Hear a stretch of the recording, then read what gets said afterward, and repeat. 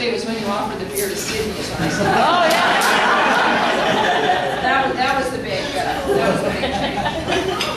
I have to say I'm getting this is not something normal any more than I think it is for the rest of us, the rest of the city. As an organizer for a number of years, I think most of you know my background. Well, I do need to ask, are we recording this? We're recording this right here, just so you all know. I think I'd like us to have some question and answer. I do have veto power, though, over the remote. So this won't necessarily, it's not like a C-SPAN that is happening right now.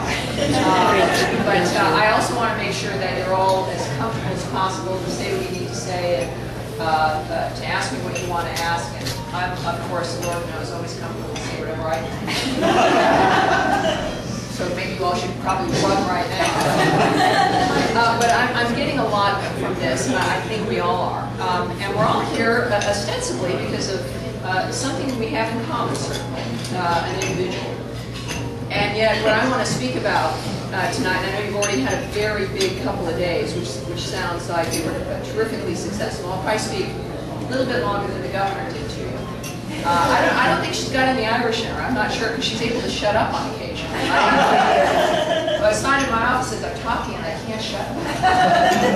And that's the Scots-Irish. Most of your favorite hosts are either Irish, Scots-Irish, or Jewish, if I'm correct. And primarily that's because we're the groups with oral histories. Our families have gone through millennia telling stories, and we're still telling stories to this day. So it becomes kind of instinctive.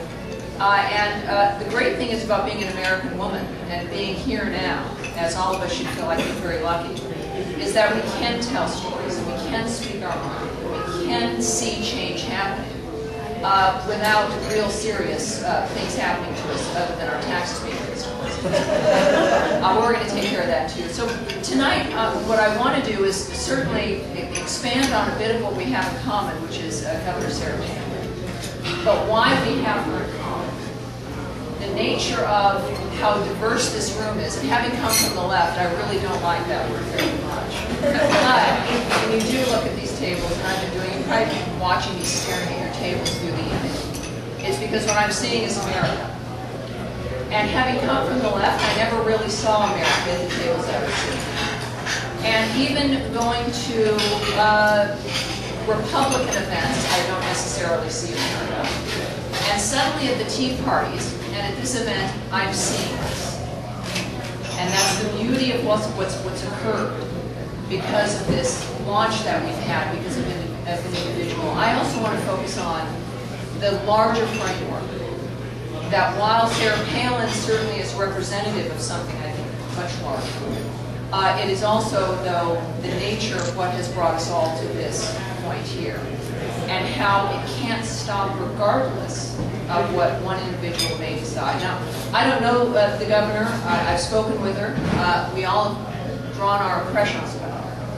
And from the politicians that I know in my activist history, it's safe to say I've never, I think all of us can say this, have seen anyone quite like her. We may refer back to Reagan to some degree, but Palin is still inherently different in a much more dramatic way. Reagan, while a wonderful, classically American man, we could see him in the system. We could see him from the establishment. With Sarah Palin, it's very different, isn't it? That it's a much more American, Western, wild base of choices and of being different and of a true challenge to the establishment. Yes, Reagan was also from the West. Sure, he was an actor, but he was part of them in large degree. Sarah Palin is not in any way. And yet when she wakes up in the morning, she tries to do something. She cannot be ignored. In making an effort, of course, it's about shaping the message that she wants to bring. But what's brought us here, I think, is what she represents at this point more than anything else, which is optimism. The nature of who we really are. And Reagan did that as well.